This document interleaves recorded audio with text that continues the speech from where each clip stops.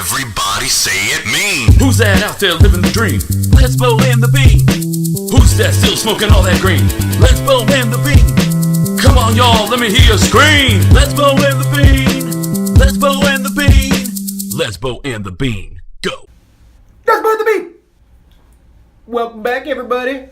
It's been a little bit of time since we got on, about a week, but there's been a lot going on. I feel like this is going to be a jam-packed show for you guys. There is probably the best fight of the year, or the best fight card of the year is culminated over the... I don't have an argument with that at all. 14 fights. I believe this is the longest... I know it's the longest fight card that WME has ever put on. And I think for Zuffa, it's the second longest UFC ever put on in the history of the UFC. This is pretty big. I mean, I think that this kind of shows what's going to come for us in the future. They're getting right into it. I just thought more people were going to be injured. The injury bug. That's really why I thought. There I thought they hasn't been always any, do right? these 14 cards, and then usually 2 fights fall out, Yep. and we usually see our fight pass shrink from like the show starts at 6 to all of a sudden 7 because we lost 2 fights somewhere in the night. Yep. So that's what I was assuming was going to happen. We still have a couple of days where anything could happen, not to mention the weight cuts, so I don't want to jinx anything. I think that's a good call, knock on wood. I think that everybody, from what I've been hearing, is doing all right. I haven't seen anybody have any red flags up yet so far, but we still got a lot of a couple days to go for that, so everybody hopefully stay in it. News in the UFC as well. Did you recently hear that 125 division may be coming to the UFC? For women? For women. They're making that division. It should be before the 145. Should have been. I would agree with that 1,000,000%. And the really interesting thing that's happened with this news is that the UFC themselves released it. Dana White then came out on Twitter and said, hold on, guys. That might not be true. We might not have the right dates. And we messed up. We let out information too long ago. If I remember correctly, about a month ago, Dana White was saying, don't believe anything anyone says unless we tell you. And the UFC just told us that there's a 125 division coming up, and then there's the backtracking it. Just kind of a funny thing. I love the idea of 125. Obviously, the more divisions, the better. But who are we going to see fight that we're not seeing fight right now? What's the excitement of 125? Except for you're building something because you don't want to Demetrius Johnson, you're Joanna. Yeah. So once she clears out the division, she says she wants to move up to a 125. You start a new division where you actually get to see her battle people who she hasn't already beat because you can bring down some 135s that can make cuts. Right. There's supposedly other women in the world, which I doubt. I think we're seeing the top level in MMA at the UFC, but they're saying they're bringing in new talent. That can't cut 10 or gain 10. Yeah, we would exactly. We would know these fighters already. It's going to help a couple of those women that are in that in between. I think it's a good step for us in MMA or UFC in general to open up those 10-pound weight classes, that 165 range. 125's where Valentina and JJ fought. Yes. We got to fight. There's so many fights that open up. Who do we think is going to be wearing the 135 women's belt? Valentina. Right. Sure. Who's going to walk away? I'm assuming that you feel the same way I do about this fight coming up with JJ. She's going to walk away with the belt again. Right. That's a belt fight you want to see. Oh, all day. The only person to ever beat JJ, I think, is Valentina. Yeah, and that was prior yeah. to... That was not MMA. I believe those were striking bouts in Muay Thai. So, even better that now we get to see them evolved because they both have different ground games, different... all the way around. There's fun options. What I also love about this is that they've also said, the UFC has also said that it was going to be a tough house tournament, so it would be like the 115 division with Carla Esparza, where she won it, she became the champ because it's more of a tournament instead of that. I like that. It's like you come out of the house, you're crowned the champ, and then guess what? Esparza's first fight after her first defense was against Joanna Champion. And we saw the real champs take its place, but... That was her first fight. That was her first fight out of that tough house. She won her other fights out. Maybe just 1 or 2. She defended her title once? Yeah. She defended I don't her remember title. that. I thought she won her title In the Tough House, yeah. in the thing. And the main event or the finale show was her winning the title. She won the title, and Yeah. then I feel like she fought. We could probably pull it up. I'm but sure we could. I think she fought one person that she either didn't fight in the Tough House or something like that. And then we're like, "Who's this Joanna chick? Who's this girl? She don't have a chance." Carla takes everyone. Yeah, it's gonna be a wrestling match, and this girl's never and now wrestled with her. think in your brain of what we know about that woman's 115. Carla's not even in my top 5. Yeah, I would agree. The sports kind of left her by because she stayed the ever wrestler and didn't evolve as a mixed martial artist, where someone like JJ was an amazing Muay Thai fighter who then got really good at the ground and takedown defense. So 81.2%, I think, is her takedown defense. I mean, as far as sprawling and just wrestling based takedown defense and positioning your hands on the back of the head and shrimping and getting up, Joanna does it with a level of technicality that isn't seen in the men's division. She never walks away without a hit. She pushes the head down. Constantly. As soon as she's thinking about it the whole time. Textbook defends the takedown how she should. If she doesn't fully stuff the shot and they get to her hip and get her to her back, she immediately is pushing that head to the floor. It sucks when you're trying to take someone down and they're pushing your forehead into the ground. It makes it that much harder.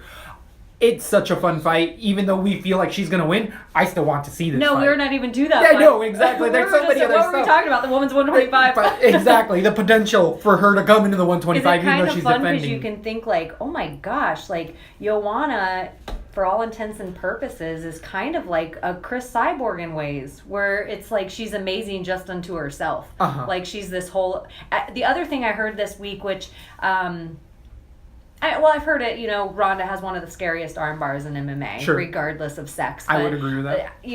Whatever. I think the thing I heard out of most people's mouth this week that was an amazing fact to me, because I don't know, Joanna is considered like the most elite striker in MMA. I would say that she was one of the top level strikers that I've been telling people. You want to watch textbook technique, you go to Joanna as far as kickboxing angles, punching. I've been saying it since she's been out. Men have been using those elbows to a whole nother level. And I know you were like John Jones, but I just think how Silva as well. Yeah, it's John Jones. His is more of Joanna uses hers like quick punches instead of just gashing, like John Jones uses his like a sword. Joanna uses hers like knives. It's crazy. She uses them on the inside where most fighters are using uppercuts, she's using elbows. And uppercuts tend to be very powerful strikes. I love her. Is she sexy because of how... Yes.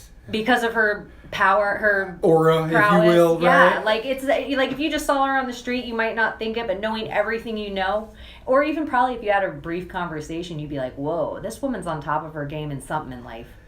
I would totally agree with that. And if you're watching any of the embedded or countdowns coming up right now on UFC.com or the YouTube channel, you can definitely watch her. And I just love to listen to her mentality because she's always had a very strict mentality as far as it comes in fighting, and it's always been a very educated point of view, I felt like, in MMA. But she realizes her finite ability in so much amount of time, and she understands that this is what she's doing, and that's it. Like, she devotes all of her time to this, where other people are like, I want to get away from the gym sometimes because I get sick of it. And she's like, no, I love to do this, guys. You're paying me to do this. I'm going to be the best. Speaking so I don't forget that, I think that's such a good point with, did you watch all the embeds? Yes, I have. So up to the recent one. There was one line in one, and I'm like, oh, I don't have any doubt in my mind now. I'm picking Stipe because DJS, when he was walking into the gym, he was just like, oh, we're going to do light sparring today. Hopefully very light. Like it was a lazy man's comment. Oh, Dos Santos is what you're saying? Yeah. Okay. So he was, JDS. Yes, JDS. But, and I was just like, oh. That was just a weird. Not that it's not hard at that point, but it seems like at that level, JJ, like you got to be eating your practices. Like you crave them. I feel like once you're into that last week of training, you're like a fucking monster. You should be peaking. Everything should be like hitting. You should be game fucking on. It's championship time. I rewatched their first fight. I think Stipe won the first fight. It's a close. I can't wait till we get our breakdown on that. The one thing that I couldn't not think of when I was watching the embeddeds is Junior's nose is fucking diminishing badly. It used to be straight. It was never really pronounced. He had a fighter's nose, but now he's got this line down the center of it that I can't not look at it. I don't know if anyone else notices it. The whole time. That's it. Me too. I'm like, what is he saying? What is he saying? Did he just call himself a gypsy? That nose is weird. That nose is nuts. And it was never like that. It's the first time I've really noticed it. But JJ's is effed up too, and I'm like, you show me the fighter that does not get their nose fixed, and I'll show you a good fighter. Fucking don't get your nose fixed. Wait until you're done fighting. When you're done #, Misha Tate. I think if Misha would have just, so what? She has a fucked up nose for 2 years, but I think I don't even know if you've made this comment in the podcast, but in life, Misha was somebody that no one respected the same way because she sold herself as sexy instead of this fighter for a period of time in her career. And not that people didn't learn to respect her as a fighter, but that there was something weird going on with it. And you could see that she was getting opportunities because of the way she looked at times. Yeah. And I think like it's good he didn't get his nose fixed. It's good even though it's weird. He knows. To look at. He understands that he'll get it fixed when his fight days are over. Yeah, and it's like JJ hasn't gotten hers fixed, and I feel like that's smart. Yeah, I think there is especially those Polish fighters. It's a big fight community. There's inside stuff that people definitely know. Getting back to some of the pre-talk, did you hear Justin Gaethje was just recently signed to the UFC? No, hasn't he been in the UFC before? He has not. He was actually one of the top prospects outside of the UFC that I've been touting for days. Anytime a Gaethje's fight on, I've sent you a text and been like, if you can get on and watch this guy, you should. He's been the champ for the WSOF, which is turning into the whatever Premier Fighting League it is now. But he is a wrestler who got into striking. I think he went to either Iowa State or something. No, maybe not. Maybe Ohio. As far as a wrestler, D1 wrestler, he comes in as a very straightforward power fighter. He attacks, low attacks though. He throws leg kicks harder than anyone. As a wrestler, you wouldn't think it. He has a very Muay Thai straight up style, but on the ground, he's like a Tim Elliott. Okay. So he's at a $145, $155, and so he has a Muay Thai style, but then he also has this the ground game. The ground game, the Fergus. Like, he is fun, and he's had Fight of the Year. That's a dangerous outside of the organization. So what happens? That's most, to me, if I were to pick two fighting styles to bring into the like, if I wanted to learn two things first, I would agree. I would say Muay Thai and wrestling. Yep, I would agree. Mine. And then Jiu-Jitsu is coming in with that, and then right after, my third is Brazilian Jiu-Jitsu, which you pick up with wrestling. It's wrestling and Jiu-Jitsu can be hand in hand because you can learn the takedowns as you're learning Jiu-Jitsu because you're still just a person. I know everybody keeps touting especially right now, boxing's hot again. I know everyone's like, no, I'd be boxing. Do what you will. I'm going to keep you at such far distance, you're not going to be able to hit me because I'm going to be leg kicks. That's been since. And then I'm going to do a double leg takedown without putting my knee on the canvas. Nice. See, I'm learning them now. I see the difference but that is what I like about the Tough House this season. TJ Dillashaw is such a good coach. I agree. He is a little prick. I know we said it before, but I'm like, golly, that guy would have inspired me. Like, I know what coaches I had in my life, and TJ, I didn't like the Cody coach, how he's hot-headed. I know some people that are inspired by that kind of coach, like Cody is. I'm not. I think TJ seems like legit, knowledgeable. He's going to have a career outside of this. He will have one of the most successful gyms. That's a prediction for TJ Dillashaw. And who's his boy? Dwayne Ludwig, They, like, within the next 20 years, we're going to be watching guys that are coming up, and TJ will be in their corner. Oh, yeah. Okay, go on. I think so. I totally think so. With Justin Gaethje, he's been, he just had an interview on the MMA Hour, and he's a very smart guy as well. He understands that his fighting style isn't the smartest fighting style. He understands that he is putting himself at risk, like his literally traumatic brain injury. He brought it up himself. Like, he's like, my fighting style isn't conducive to my health. But he understands that people pay money for fighters that fight his style. And he's been saying that since day one. Because people say, like, why do you get in such brawls? And he's just like, because it's fun. I don't like to watch boring ground fights. I can fight on the ground, but I don't need to. And that's what he's a guy who we're going to see Hick Diaz on the card later tonight. Entertainer. It's not a record. And that's the thing that everyone's getting so pissed right now with Artem Lobov. And they're like, oh, must be nice to be a guy with 13-13 record and still be in the UFC. And it's like, well, at least you can say every single one of Artem's fights, they're swingers. Yeah, like, they're fun to watch. They're entertaining. He's like a Cub Swanson. He's kind of like that was a good matchup because, not that it was a great, but it was a slugfest. People like a slugfest. Yeah, I agree. And it's why Damian Maia hasn't got a shot yet. I agree with that 100%. And I'd say that even the UFC has tended to sway away from fighters that fight like Damian Maia, a la why we don't have Ben Askren in the UFC, because he doesn't knock people out. He ground and pounds them. He takes them down and he wraps them up on the ground. Entertainment too. But it's because it's not as flashy. The UFC has tried to steer clear of it, and it's going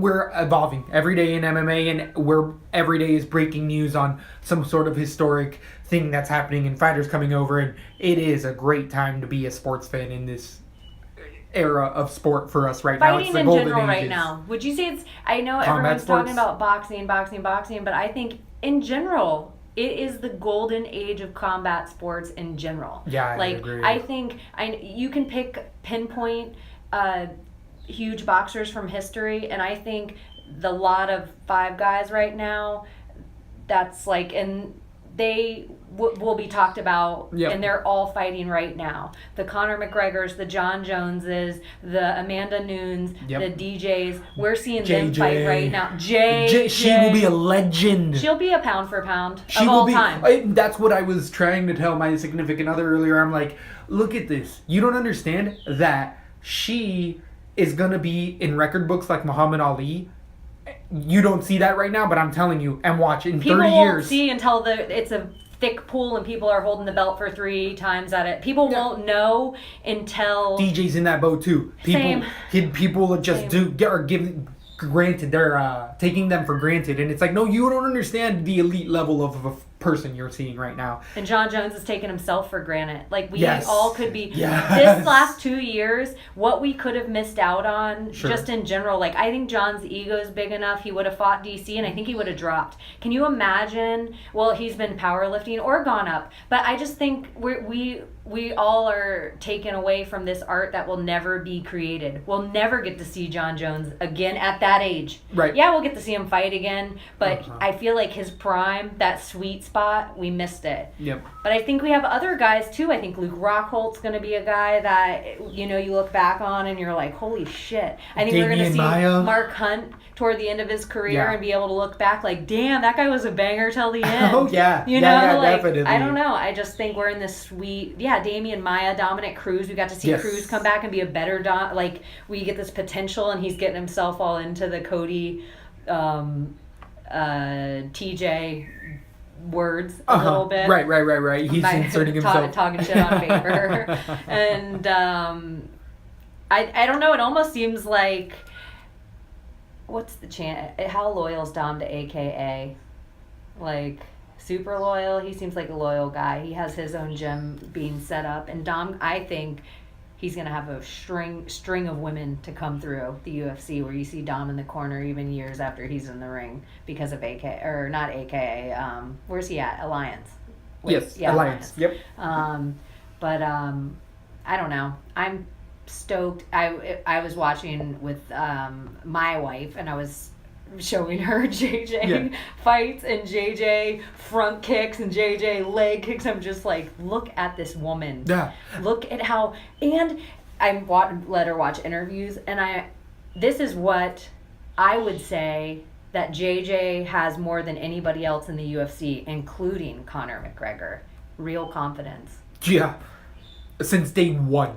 You can go back to days against Carla Esparza. I had Carla in that fight too, and I was like, my evil twin was all over JJ. He was like, no, dude, like really look at her. She destroyed the women that she got there too, and I just felt like the wrestling was gonna show through because I like to tend to lean towards a wrestler. And that after that, I went back and watched her previous fights and was like, yeah, I'm an idiot. I could have made money on her because you're never gonna get her for cheap again. Not until she's in her twilight of her career. Joanna. Yep. The true champ. She is amazing. She is unbelievable. So with another bit of previous kind of stuff that's been going on, Anthony Pettis, we have Baby Pettis, adopted UFC name Baby Pettis, and his brother. Do you remember that we talked on the show a while ago that he was getting his cars burnt down? His car, like, Light weird on stuff fire. was happening. Yeah, and we were like, who did he piss off? What gang in Chicago did he fucking, what's going on? So apparently he was out on the MMA Hour as well, and he was saying that, just so all you know, because I found it interesting that they caught the perps. It was a group of 8th graders. That they saw a freaking Lamborghini rolling around, and underprivileged people in the area were jealous. Douche. And it was a bunch of 8th graders that got caught and ended up from juvie and all that. They keep sending him, like he says, every couple weeks he'll get a card saying, I'm sorry for lighting your cars on fire. Like 2 cars, I think, got lit on fire and other property damage. Anthony Pettis, if they're in friggin' juvie right now, those kids get out and you sit with their parole officer and they have to show up at the gym every day after school until 6 at night. That would be amazing. Drop them home. That's if our judicial system, and to me, the more I learn about mixed martial arts in general and just types of people that need to get out their aggression in technical ways, if they can focus their aggression, and how different their whole lives can be because of it. So I just think that would be what you do if you're Anthony Pettis, and I guarantee one of those guys is a champion one day because of it, or at least if they never fight for a living, their whole life's changed because of it, and they will pay it forward. That would be a good movie plot. I would watch that. Anthony, his friggin' insurance pays for that Lamborghini, hands down, and in reality, I guarantee you this, he doesn't go buy another Lamborghini with the money, because he's probably like, that area. Thank goodness that's gone. Yeah. No, he's probably like, you buy something like that and you're like, this is going to be so cool to have. You don't drive it every day. It ends up like a jet ski. Yeah, it sits in your garage. And Anthony Pettis doesn't have the kind of money where he's going to have like 30 cars. Mm-hmm. So it's like, let's say he has 3 cars. Do you need a Lamborghini as one of those? Like, especially where he lives. Especially, right. You don't have that shit in a tight Jay Leno garage. You don't need a Lamborghini. Yeah. So it's like, I guarantee you he doesn't buy another Lamborghini. He's probably like deep down thankful that it happened. So he got paid back bullshit money he spent on an old Lamborghini. Cool, he can give these kids some fighting. So he did have insurance, and it was taken care of, and because that they found the perps and stuff, I'm sure he's well covered. He said he ain't worried about it anymore, and well, it's just, I closure on the story. I don't know if anyone else cared, but I definitely cared and found it interesting. I don't know. We can keep going on the Twitter stuff, and we can get into this card. We do have a 14-fight card ahead of us. So we've been waiting for this for a good 2 to 3 weeks. Well, I feel like 3 weeks. Last card was a little. I know. What else has been going on in a whole week? Oh, there's been a lot, but it's really specific. Matt Hughes has talked about coming back to the UFC, but only to fight older guys. Don't care. Exactly. So there's stuff that's going on that we could talk about, but what we really are here for, what everyone's here for, Connor listening. Jr. Yes. Junior. We got a little Junior Connor in the world. Of Congratulations. Course you named your kid Connor Jr. I do want to say this was breaking last night. R.I.P. Big Black. Boykin, we will miss you. Rob Jedrzejczyk's Big Black passed away last night due to heart complications. No! You didn't hear about that? Yeah, that's breaking. Oh my Heartbreaking. gosh. All over. Some sort of congenital. I love Big Black. I agree. He was endearing, lovable. I love that show. I watched every episode of that entire series. It was only like 3 seasons or something, but yeah. He coined the term man dime.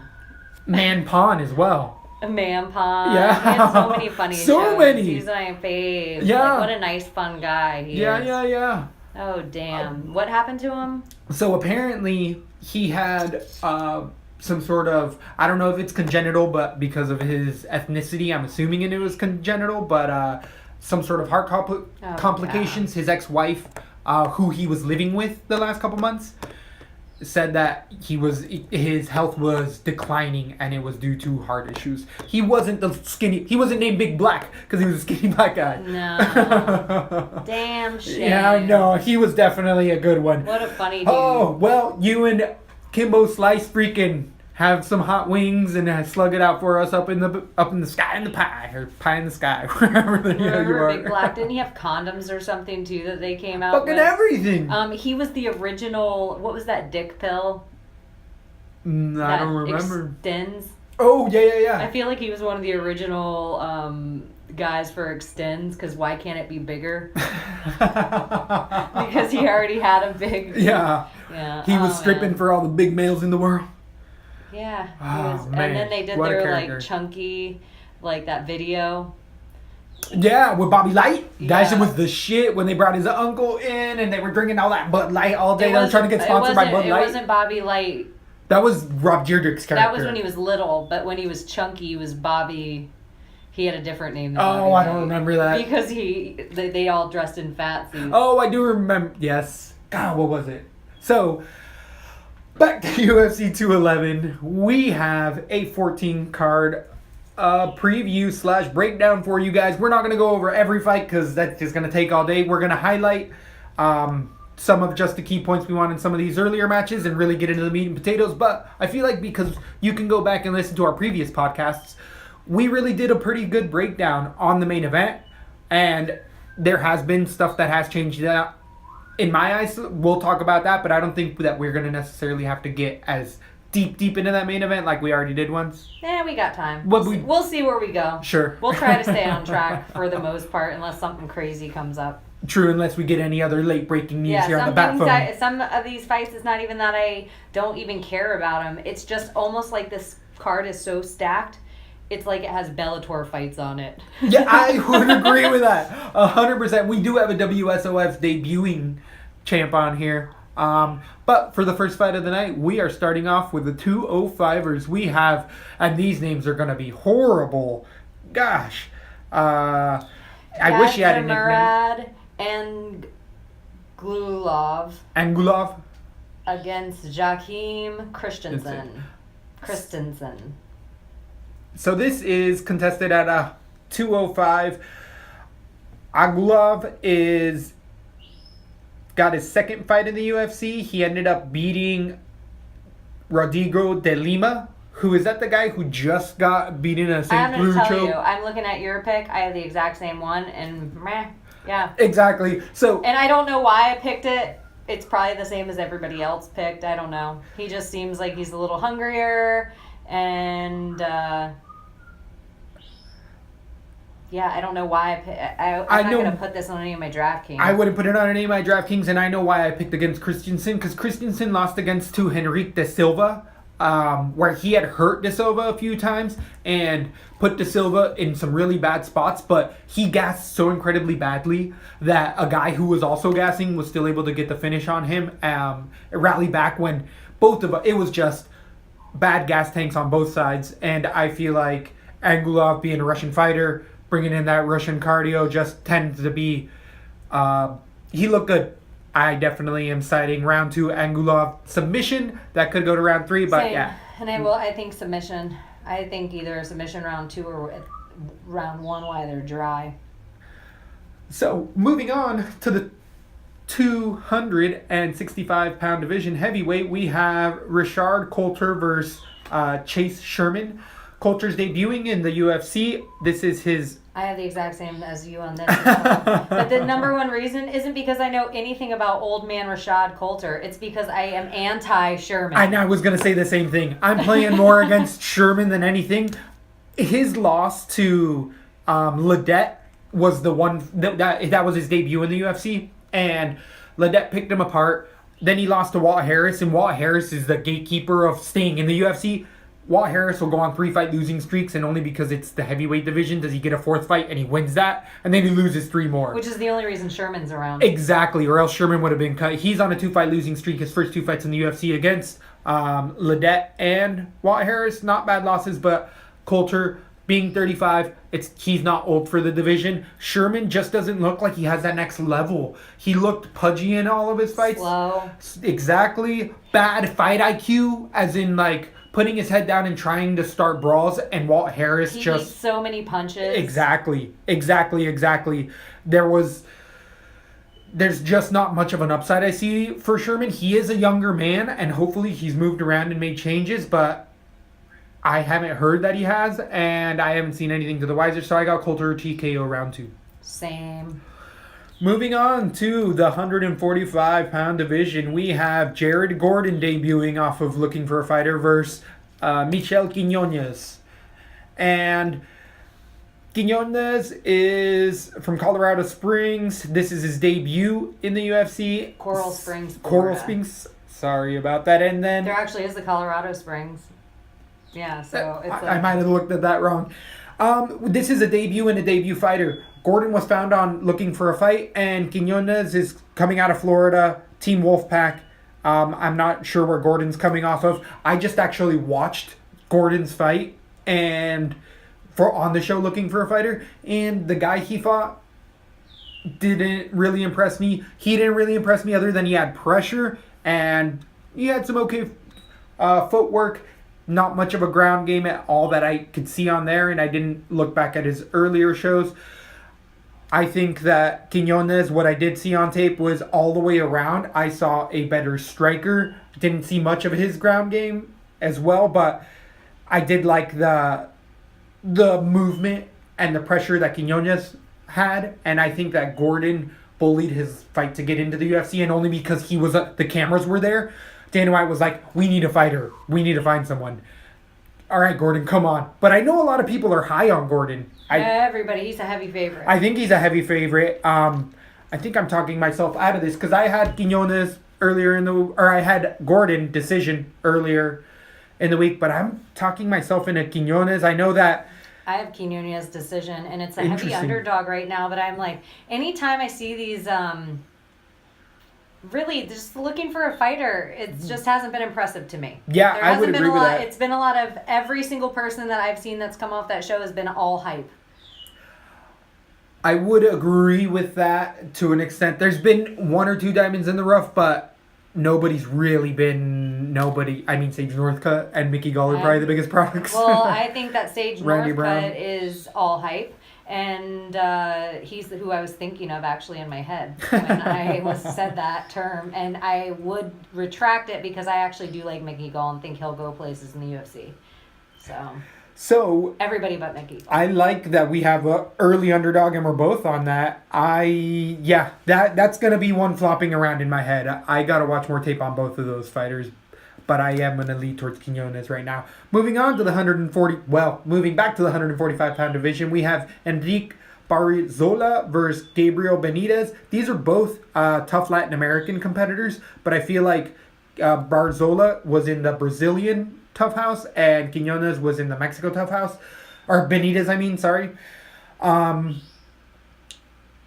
Barzola always... I feel like he doesn't pull the trigger. I feel like he comes in. He was the heavy favorite in the show. I think he was like the number 1 pick. And he wins a lot of grinding battles. He wrestling. He's a grappler mainly. His striking is okay. But I feel like he gives up a lot of size to a lot of people. He doesn't really cut a lot of weight. Camps. But he does stay out of Peru. Is that where he's out of right now? Yes. So... there's only so far he can get, and he lost to Bernac in a split decision and beat Chris Avila in a decision. And remember what we were talking about with Chris Avila versus Artem Lobov? Chris Avila is an 18-year-old fighting 30-year-old men. Yeah. So, Barzola, the fact that he wasn't able to get Avila out of there, and I feel like people should be able to get him out of there. And to Avila's toughness, he is a good fighter. I think Barzola... just if he doesn't make a change in his camp and his fighting style, people are going to start to pick him apart a lot. And people coming out of AKA specifically are always growing, are really making leaps and bounds. Benitez is now his third or fourth fight in the UFC at AKA, and he does have a loss to Andre Fili via TKO. But he's beat Sam Cecilia via submission. He's also beat Clay Collard via decision. Roberto Morris he beat. Benitez, I think, is just the guy that's a diamond in the rough. I think he's going to... Benitez is a heavy favorite. Is he really? Heavy favorite. Oh, damn. I think that he has a lot of I feel like prospect he's one in the of future. the guys, like he might be, and I could be totally wrong, the most expensive guy on DraftKings. Wow. Or like second most, somewhere up there, where I was like, whoa. Wow. Then I'm not going to play him, but I was actually thinking that I could see Benitez finishing this late in the rounds via submission or TKO, but I do have decision right now, Benitez. I have the huge underdog on this. I have Barzola by decision. Nice. I think he has good cardio. It's going to be a grind. I think his wrestling... I think he's a grinder, and I'm not worried about him getting submitted, which seems to be Benitez's game. You know, if he's going to win, it's going to be by submission. So I'm not worried about Barzola getting submitted. Hopefully, if he gets to the ground, he'll keep it there. Boring fight, Barzola decision. That's what I think is going to happen. But I know it's a huge underdog pick. Benitez is 9,000, so he's not the highest, but he's up there. He's towards the top. He's the fourth highest on DK. But that means he's a pretty big favorite all the way around, and I could see it. I think he's a better all-around fighter, but Barzola is a grinder. That's his fighting style. He's never in just a one-sided fight, so I think it's a valid point. Barzola isn't going to give up in there. And he's never given up he's in a fight, bigger ever. 145er, Barzola. You know what? I'm going to change that. For some reason, if it's a weird weight cut, this will be the fight that it matters. I think if somebody's going to miss weight, it's going to be in this fight. Interesting. Neither of these guys, to me, are natural 145ers. Interesting. Neither. And Barzola, just his build, seems like a rough cut for him. So, but he is such a big guy. Yes, he is. So... this will be the fight that will all matter about them weigh-ins, people. So moving on to... this has been a flip-flopper. The 115 Not my most division. flip-flop, but... I would agree. We have Jessica Aguilar versus Courtney Casey. Aguilar's loss in the UFC is to Gadelha, which Gadelha is the number 2. Other than JJ, I see Gadelha as the real number 2 in the division at 115. And... Courtney Casey has come up short against Gadelha. Same. And also, she lost a decision to Sohee Ham, who's no longer in the UFC. And Calderwood's is a reputable loss. But that decision to Sohee Ham, remember that was a friggin' brawl. Yeah, I would agree with that. And I could have given it to Casey through. in that. I could have definitely. And the fact that Courtney Casey tapped out Ronda Marcos, and I know Marcos was a favorite in that fight. That was a big win for Courtney Casey. So both of these ladies are coming off of a loss. Streak. But this is a really fun fight. The weird thing with Aguilar here, a lot of time off. A lot of time off.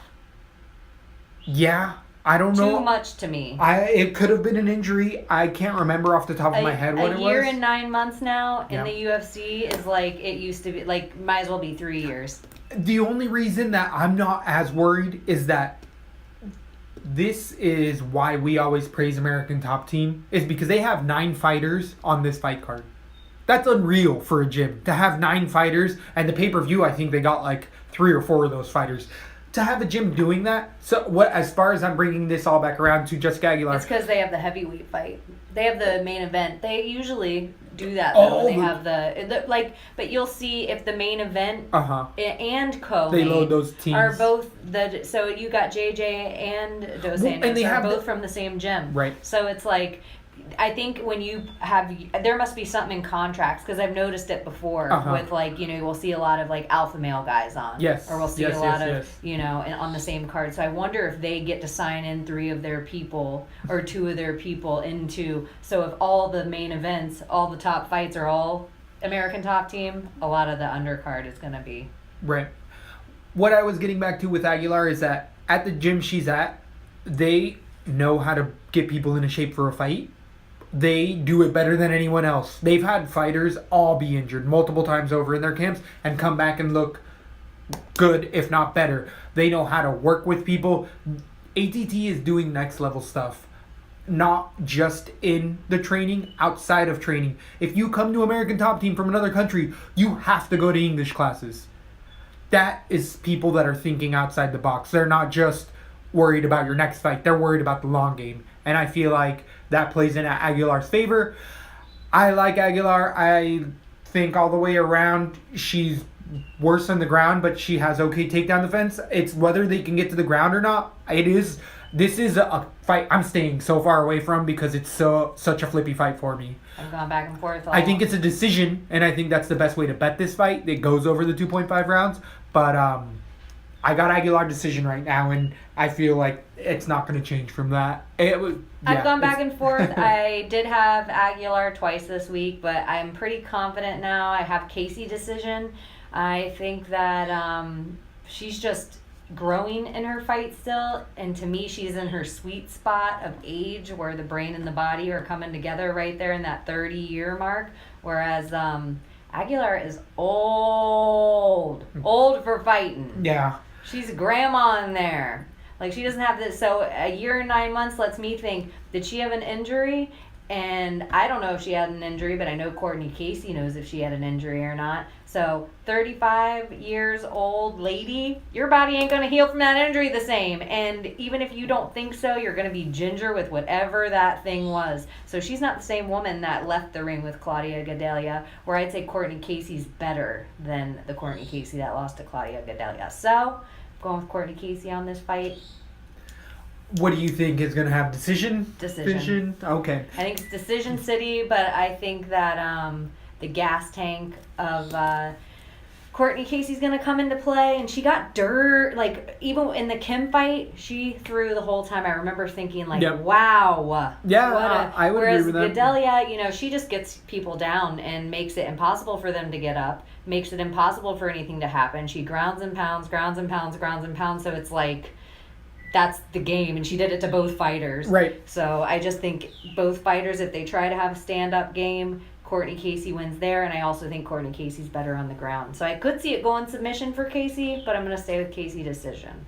Nice. I like it. It's a testament to how fun this card is going to be. This is nothing, you guys.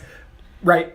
This is nothing. We're not even into the meat and potatoes yet. These are all still Fight Pass. This is calamari. And I believe the fights are going to be on Fight Pass and then FX. Not FS1 or FS2 or Fox. FX and then pay-per-view. Wow. Yeah, exactly. So we're moving on to the 155 division. We have James Vick versus Polo Reyes.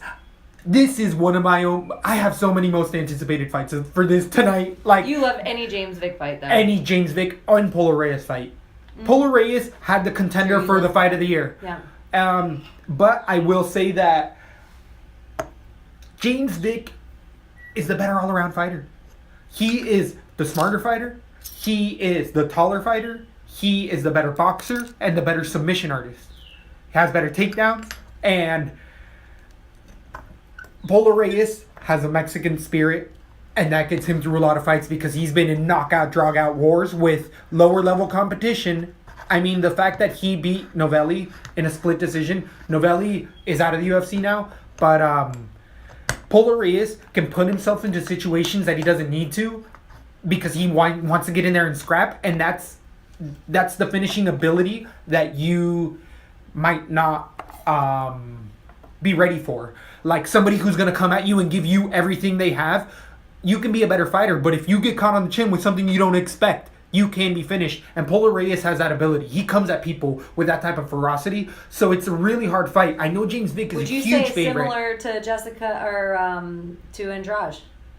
He has a similar fighting style where it's pressure. Yes. Pressure. Yes. Like, where it changes people's whole game plan because of the amount of pressure. Exactly. And people will always be like, oh, that's a bad fighter. Derek Brunson.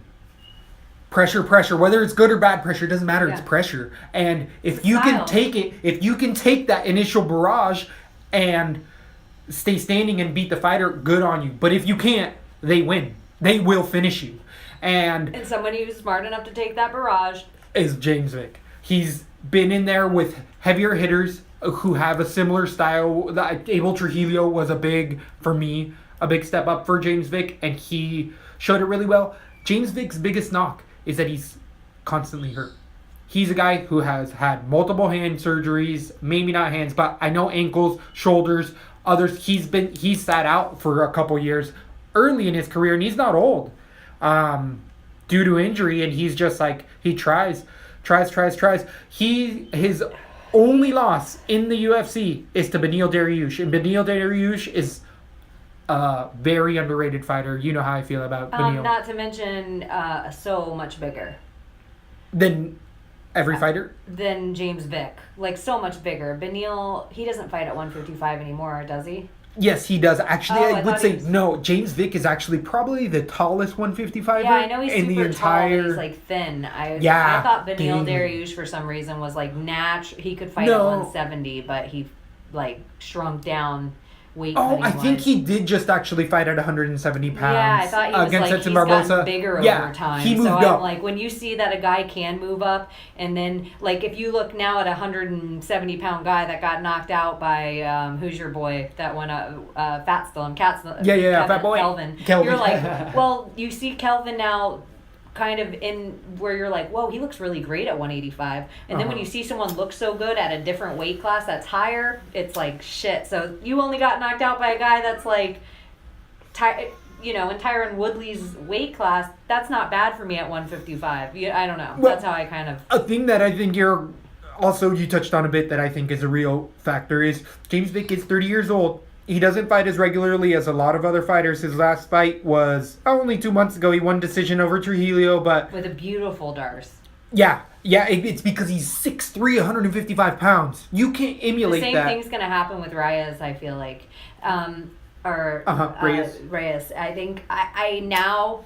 The submission, he's so tall. Yep. He comes down, he can get behind guys' necks without even having to get into any kind of... He has this arm triangle that he uses as a scissor where... people will shoot on him and he'll stick his arm. I pulled this up on video to show you because it's such a unique way to submission. No. Yeah, and I was like, it's because he's 6'3" the last time he fought. But the weight cut for James Vick, he's only getting older. There's a point in time when you're 6'3" and you can't make 155 pounds. So I think that you touched on that a little bit, and I think that that's a real factor we have to wait for. I do have James Vick's submission via round 3. But I'm telling you guys, stay away from it. He is the most expensive at, I think, 9.4 on DraftKings. How does that sound? James Vick, the most expensive. Well, I don't think it's... I actually, until last night, I had the big underdog on this. You had Reyes? Yeah, because I think he can knock him out. That's exactly... I think he has that crazy kind of power. And I think height-wise is enough of a discrepancy, but the one thing about Pollo is that he is not as short as other guys that Vick does this to. Agreed. Usually Vick's They're fighting 5'8". Yeah, exactly. So I feel like that extra 3 inches. And how strong is Reyes? How strong is he? He looks physically I feel like if he keeps that neck back, he could clip him. And I just changed it. Yeah. But I watched Vick's last. I feel like it makes me biased a little bit. But everything being said, this fight, I agree with you. Stay away from it. And I even think you could put Polo Reyes on a card. And I feel like James Vick is a minus 400 or something like that favorite. How long ago was that knockout again? For Polo Reyes or for... No, for James Vick. It was... I tend to sway with the Mexican. 10 months ago? I know, I agree, but there is so... The level of competition that James Vick has had compared to Polo Reyes has been much higher, and he's beat them in easier fights than Polo Reyes has I had. have Vick submission round 2. Exactly. You just can't give that away. Round 2, but it's a fun, stylistic fight. And I don't think you can... The amount he is favorited, I think, is crazy. Minus 425. Crazy. That's too much. You got to give a little more. And I would say, if you want to throw a crazy bet out there, you put Reyes on a couple of those, and he'll give you your money back plus some. If that, he has a shot. He has a 25% chance of knocking him out. He has a shot. I think people are underrating that fight. It is going to be a hell of a fight. I cannot wait. That's definitely such a interesting stylistic matchup all the way around. Moving on to the 185-pound division, we have David Branch coming over from the WSOF. He is a two-time champion at the WSOF, or two-division champion at 185 pounds and 205, against Krzysztof Jutko. And Jutko came off of knocking out, well, he beat Talasletas in a decision, and he knocked out Tandem McCory. And I believe Jutko's... The Barn Cat? The Barn Cat. He ended up decisioning pretty much everyone. He's been known to be a decisionator, Jutko has. And Tandem was so knocked out that his last memory before that knockout was him mowing his lawn a week before. Holy hell. And it was a jab. Like, Jutko hit him with a straight jab. But Jutko doesn't... He's never really hurt too many other guys. Well, he hurt him, but he's not finished. If you look at his 10, he's only lost once. If you look at his... he has 19 wins, 1 loss. If you look at most of his wins, they're decisions. He has a couple TKOs in there. I may be a submission in his early career, but it is interesting that they gave Branch this steep of competition immediately. He is coming off of being a champ. He is the older fighter. David Branch is power fighter. He has a lot of strength. He does have a ground game. Actually, his ground game is the biggest thing that he's out of the Renzo Gracie Academy. I was thinking of a different fighter.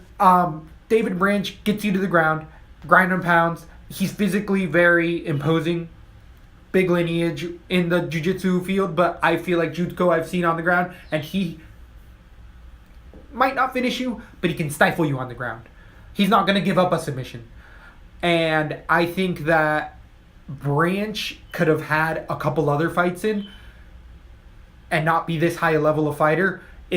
Branch has the potential of getting Jutko down because he's very physically imposing, but I don't like his shots. I feel like he reaches, and that can always be bad for you. The UFC does not like anyone to come into their organization a winner.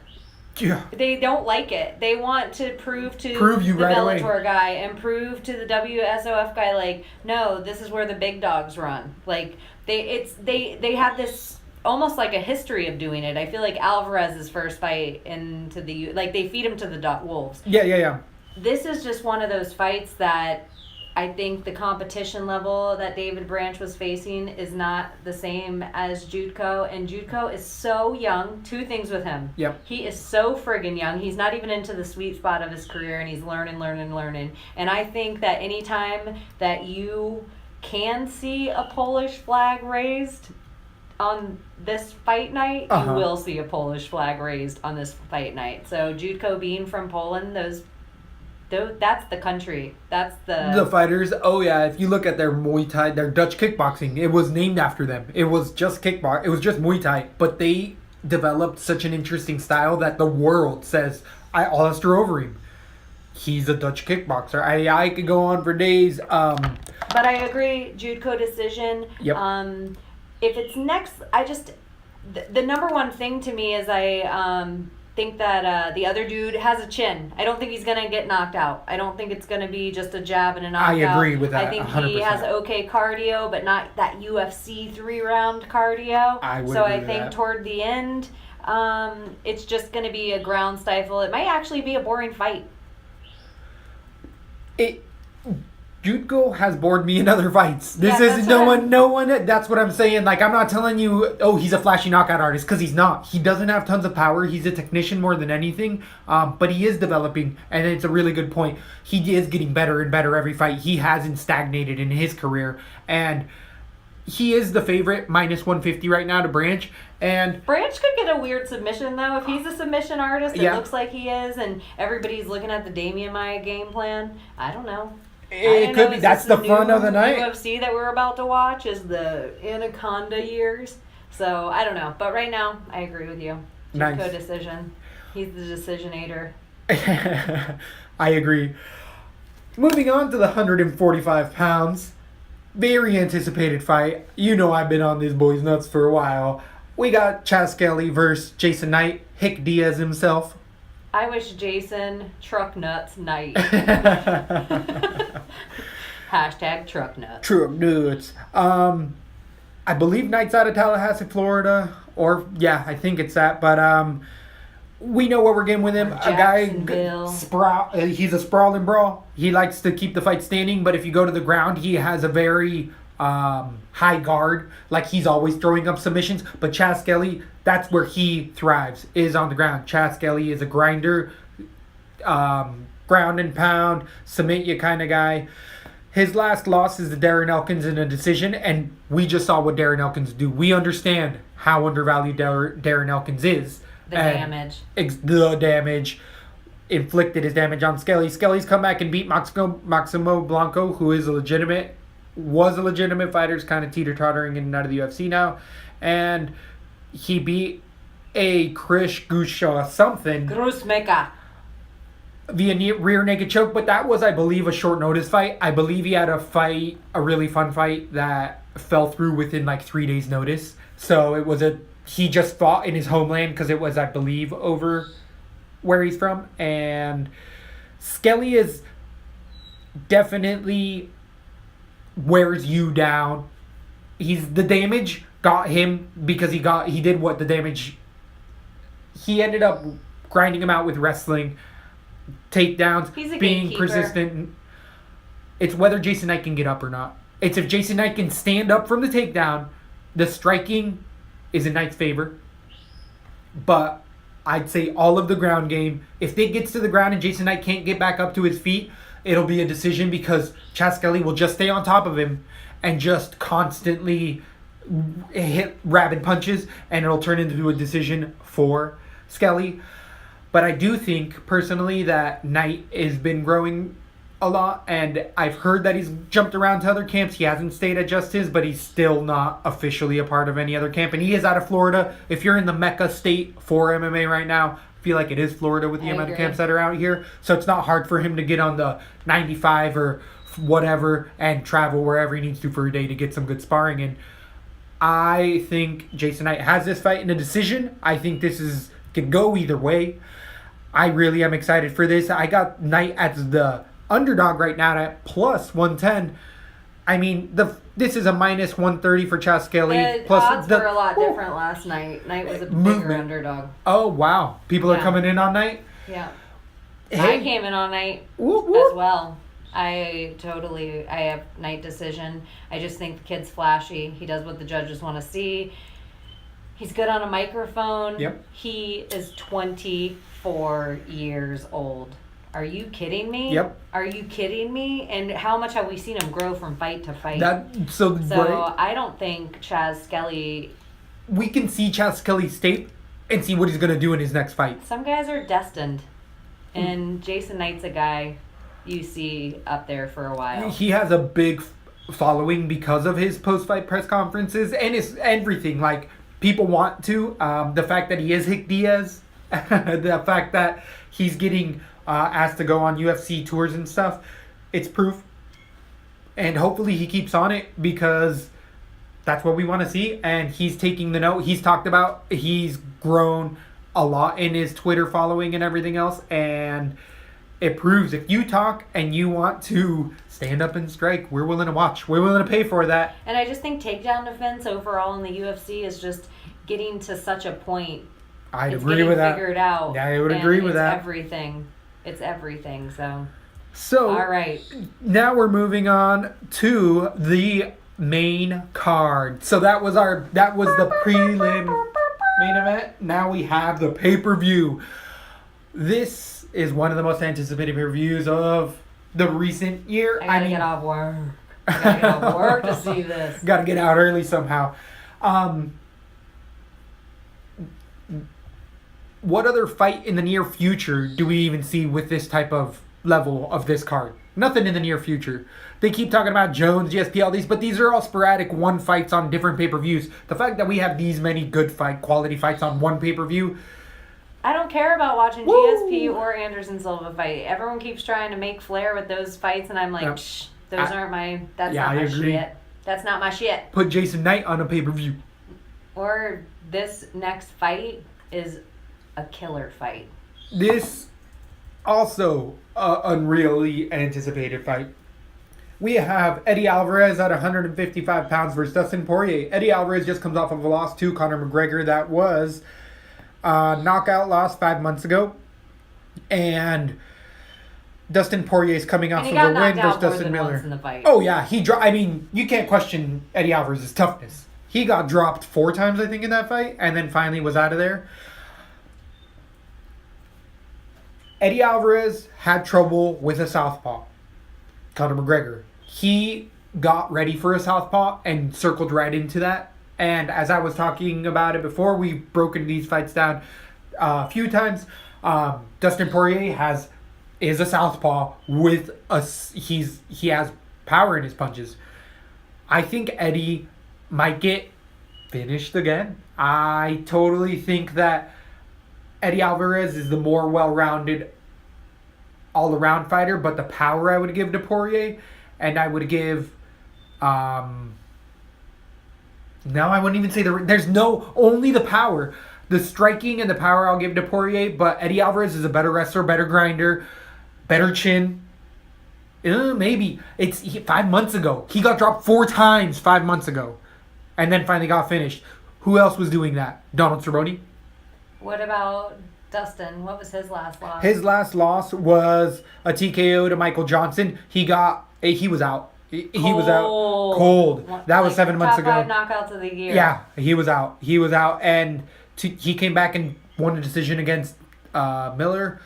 What leg kicks was heavy in that fight. Remember that fight? His leg. Woo. And I love Jim Miller. Yeah, tough as nails. Yeah, tough as nails. Love Jim Miller, but Jim Miller is not the level of the guys that Eddie's been fighting. Yeah, I'd agree with that. Eddie has come up. I mean, Here's the thing that I think is going to happen with Eddie. I think that he trained so hard for McGregor, and it wasn't the punches that threw him off his game plan. It was McGregor that threw him off his game plan. Yes. I feel like Dustin is not as good of a southpaw as McGregor is. And so what Eddie has trained for, and he has, I think mentally he's ready to come back and be a fighter again. And he needs a win. I think he's not ready to go out the pasture yet. Eddie Alvarez still has some fight in him. And Dustin Poirier never beats the top guys. Ever. He never beats the top guys. Yeah. He chokes every time. And I think that Eddie Alvarez trained for McGregor and is going to fight Dustin Poirier like he's a McGregor. And he's just going to stay in his game plan because it would be a southpaw. He would just have to keep going on what he did, so he's had X amount of time to get ready. And his number one thing he kicked himself for over and over again. I cannot believe I didn't stay with my game plan. I did the opposite of my game plan. So I feel like he's going to go out there and stick with that game plan and get to rinse some of this. What a horrible feeling that guy. I felt for him after that fight. Yeah. That was a rough one. It wasn't just the beating. It was all the shit. I felt like the ego. It was the crushing of his ego. I had Eddie, and I definitely think that he is a top contender. I think he's a perennial top 5 guy for a little bit right now. And do you see what camp Eddie's been at? Top team, is it? No, the Black Zillions. Oh, yeah. So, yeah, I think he's been with Usman. He's been hanging out with those guys. The game plan was never to stand with McGregor. And I don't think he's going to stand with Eddie. Dustin. I think we're going to see old school Eddie Alvarez. This just has the potential to go anywhere, and both fighters, I mean, Poirier's got a slick ground game. Him. I think it's going to be Alvarez's decision. Nice. I got Poirier TKO round 2. I think that Alvarez has been in this sport for a long, long time. At 33, and he was a long-time wrestler, and Poirier always has been a fighter. There was early, when he first came into the sport, he was just known as a fighter on his street, but he had power. He broke some kid's jaw when he was a kid with a straight left, and they sued his family, and his mom talked about it. Like, yeah, we always had to pay. And he was just... Look, this is a Florida fight. American top team Black Zillion fight. That's really entertaining. This is a really entertaining fight. I can't wait There's for a this lot of fight. Florida people out of Florida on this card. Oh yeah, tons. It is stacked. So we are in the Mecca, definitely here in Florida, for fights, and good time to be living down here. Next fight we have at 125 pounds. We have Henry I Cejudo think this versus is an Sergio underdog. Pettis. I think people are underestimating how great this fight's going to be. I actually, for the main event, this is one of the ones that I'm I'm stoked for this fight, but it's not an absolute must. Like, there's... Oh, I really like it. Oh, it is a fun fight. It is a fun fight. This is a big step for Baby Pettis. This is definitely... Huge. And is Pettis... Oh, okay, Cejudo's taking a huge jump right now. Yeah. Moderate that's favorite. exactly where it should be. I think, to me, Cejudo runs a camp. Cejudo runs a camp on Baby Pettis. Oh, he runs a clinic. He just fucking tunes him up all the way around. Do you think that he does it in the striking or the wrestling? It's going to be wrestling. It's going to be wrestling. Cejudo, though, I know that his striking's getting better and better, and his leg kicks are getting better and better. He talks when he won the Olympics, he's all credentials. He's a gold medalist. He deserves all of that. He is an amazing wrestler. Go back and watch Henry Cejudo's wrestling tape to win it. He was wrestling a Korean, and Korea has really good wrestlers globally, especially in the women's divisions. But that Korean dude did not know what was coming at him. Henry Cejudo was winning the match and still shooting like he was down 2 points. I mean, he put a pace on him. Henry Cejudo has the ability to, be gold, be the top caliber fighter. He's only lost to DJ and Joseph Benavidez in a split decision. Those are the only fights he has ever lost in his career in MMA. Baby Pettis, it's his biggest step up. He definitely has on a 3 fight streak. You just said something so important too. The last 2 fights that he fought were 5-round fights. Right, and to me, Benavidez is the number 2. The only reason that he's not the champion is because DJ is the champ. Or else, because Benavidez walks through everybody else as well. You can see it. Anyone who isn't Demetrius Johnson, Benavidez was on a, 5-fight streak before he lost again. How many other fighters do you think tried to get that girl? Ooh, I know. Little freaking Olivia fucking... What's her name? Benavidez? Yeah, I know. Well, yeah, now it's Benavidez. Megan O'Leary. Yeah. Megan O'Leary Benavidez. Yeah, she's a little piece. She's a little dime piece. But she's a tiny... When you see how... You know how small Benavidez, Joe B is. Like, he's 5'6". No. He's shorter, and she puts heels on. She's still... 5'3". Yeah, she puts shoes on, and is still shorter than him. She's a little itty bitty girl. But definitely dime piece. So, I got Cejudo decision. Same. I think that Cejudo's gonna... I think he's gonna box him, though. I think Cejudo stays traditional boxing. He goes to wrestling. He hasn't really mixed them well together. But yeah, I see a decision there all day. This could be any Fox card main event. This could even be a co-main event on a pay-per-view. But we have it just in the regular old pay-per-view. Agree with you. Frankie Edgar versus Yair Rodriguez at 145 pounds. This is the biggest step up that Yair has taken. I know people say BJ Penn because BJ Penn was a former champ, but BJ Penn was a shell of himself. So you can't really put that in consideration. It's really interesting how Pettis, and it's kind of the new guard versus the old guard in these last 2 fights. A lot of the fights are young all guys. night. Yeah, all night long. Very young guys against the older guys. Skelly, all through them. There's a bunch of kids versus it's a changing of the guard. It is. It's a good card. That's the what they card called it. That's changing of the guard. That's going to be our changing of the card. Oh, ouch. So we got stylistically such a fun fight. We know what we're getting with Frankie Edgar. He's not making any huge leaps and bounds in his abilities because we know what we're getting, but the abilities he has are championship level abilities. We know that he's a top 2 fighter in the division. He only loses to the champ via Jose Aldo, or I think he could beat Conor. I'll say it right now. Now at 145. Who's at the 145 division champ? Aldo. So he can't be the champ. So he's the number 2.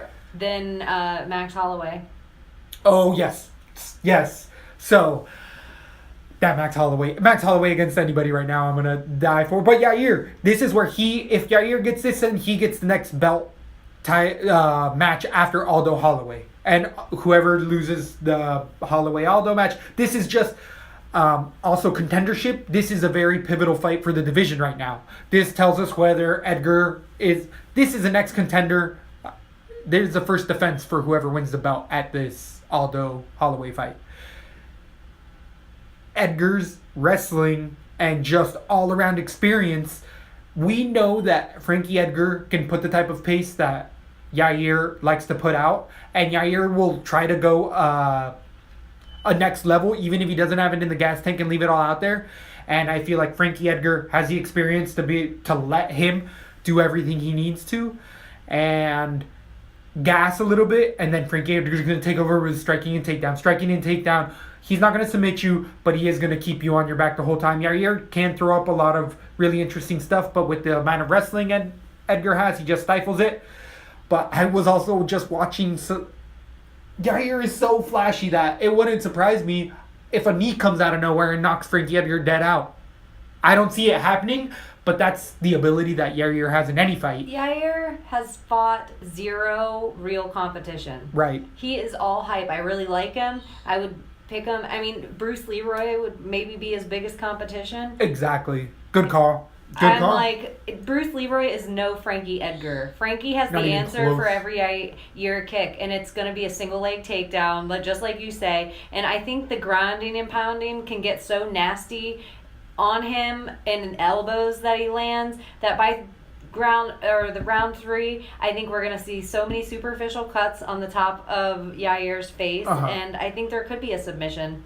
I think Frankie could finish the fight. I think he's going to be fighting a little more emotionally than we have seen because Yair asked for this fight. He called out Frankie. Nobody calls out the answer. Nobody, which is why this is such a fun fight as well. So, like, Yair's not taking, he doesn't want Yair's a young guy, and, a few years from now when Frankie's on his way out, he will beat him. They'll do this fight again. Maybe rematch. It's a little for the story. And some of these young guys, like I do feel like Knight might be ready to take his position in the changing of the guard. But to me, Yair is not ready to take it from the answer yet. Frankie's not ready to go yet.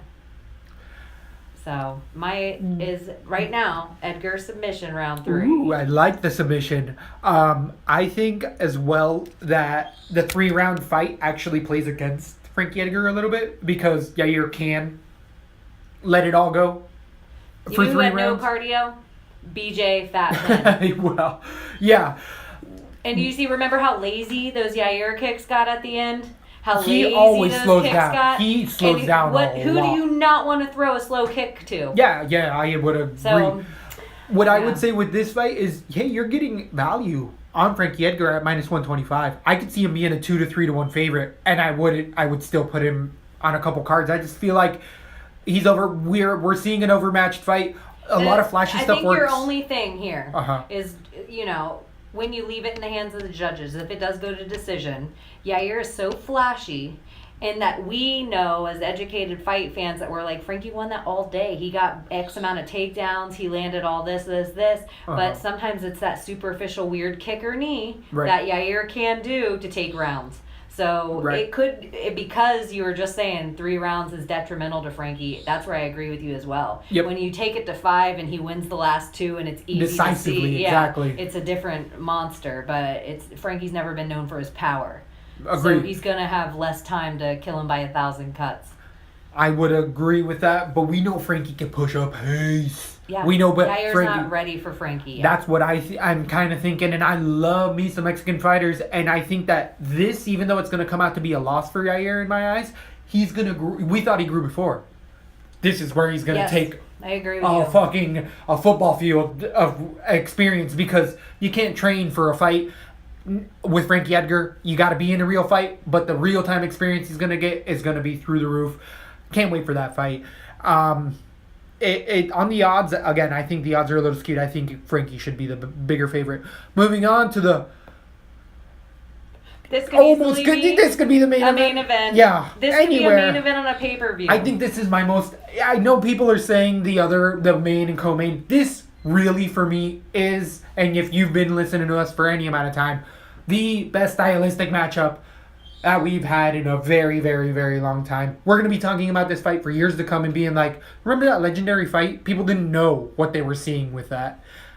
We have the reason I think these are two of the most underrated fighters in the UFC, Yes. except to real fight fans that get it all. And the real fight fans that get it all, out of all the other fights that we've seen that have fallen on their face, all the other fight, like the Khabib fights, the fights that the Ferguson, the fights we crave, the one that's coming up, the Aldo Holloway, those are like fighter fan fights. Yes. Those aren't the Ronda Rousey boo-ha-ha.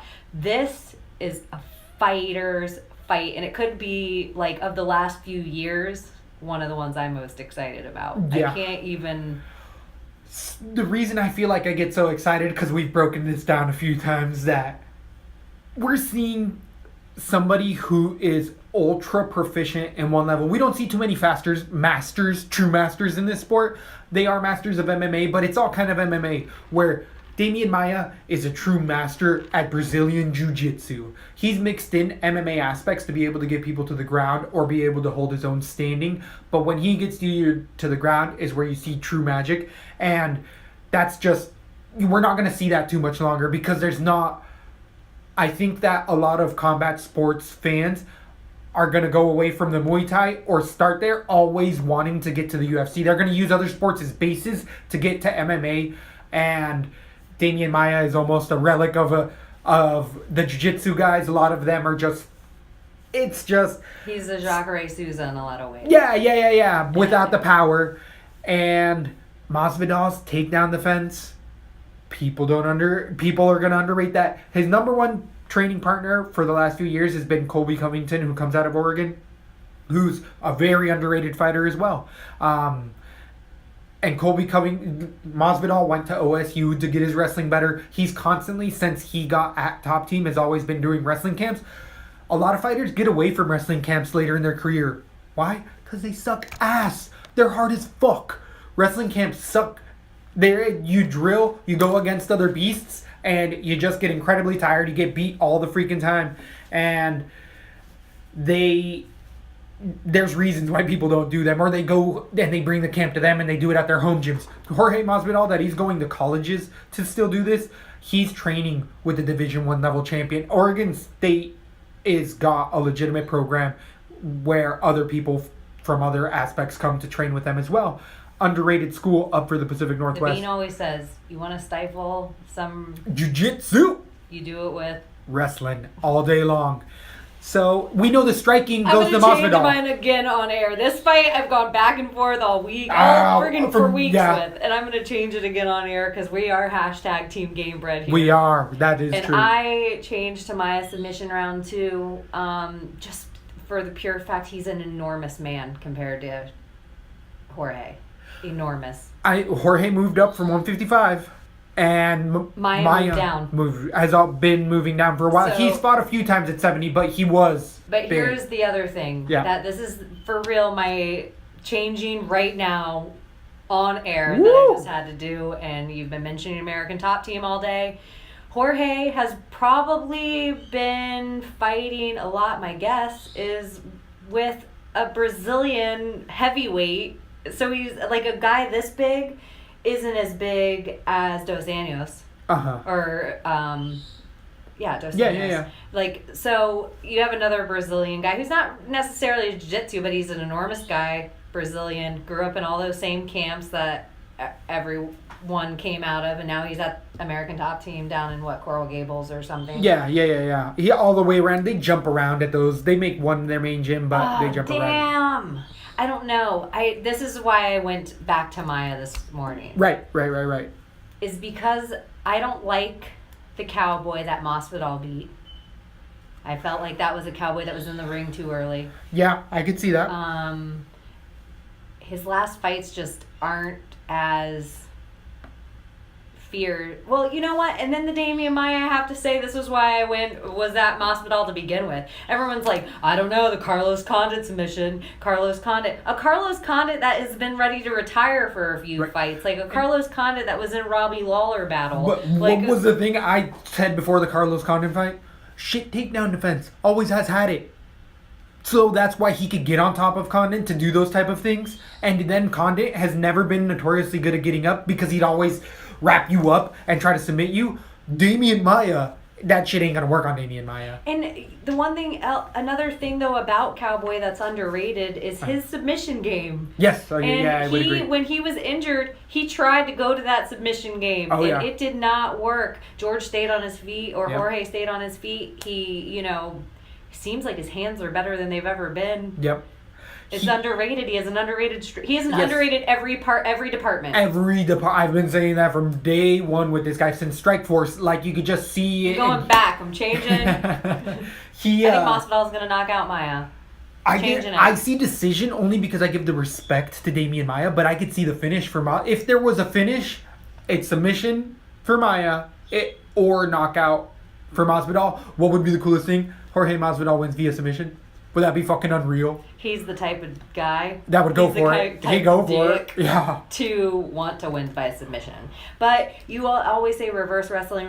Yes. He's a guy that does that. He can hurt you, and it doesn't matter who you are. If you're about to be TKO'd and someone jumps on your neck and submits you, they submit you because the TKO set it up. But it's still a submission for them. I'm gonna have both on cards. I think so. I gotta split them. Not on the same card. Yeah, I'd agree with that 100%. I could split this fight on DK. I'd even say parlay either way. Masvidal asked for this fight. I think he figured it out.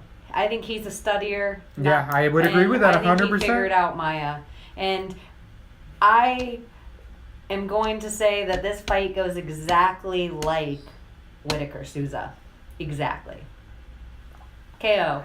Jorge Masvidal. # Team Gamebred. Woo! Can't wait for that fight.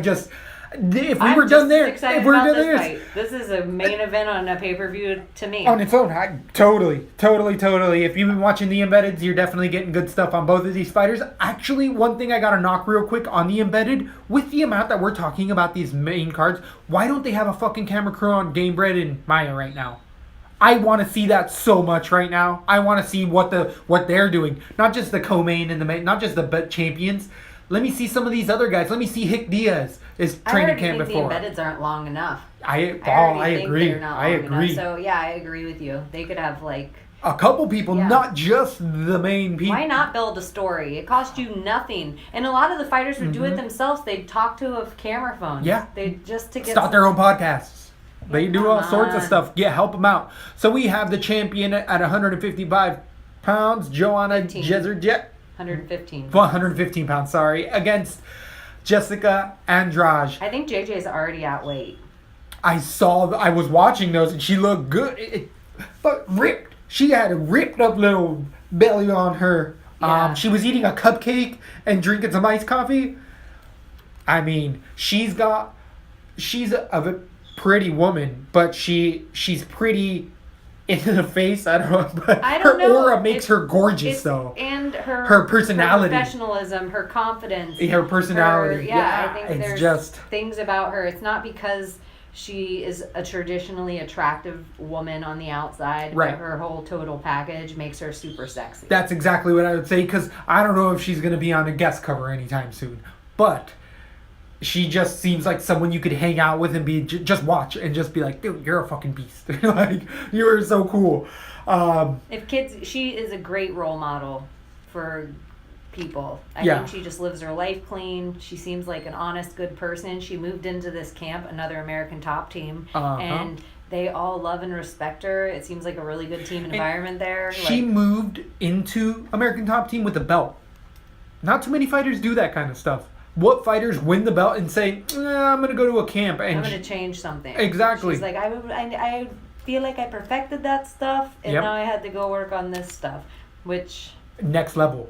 Yeah. Well, again, this is a legend. In 20, 30 years, people are going to be like, remember when she fought Jessica Andrade? And we are just seeing her at the beginning of her peak. Yeah. Like, we haven't we've seen nothing yet. Yes. I think that she's just going to be tooling people up. She's going to be piecing them apart, slicing them from head to toe. Though, this is another, she's fighting a young fucking beast who will wear the belt one day.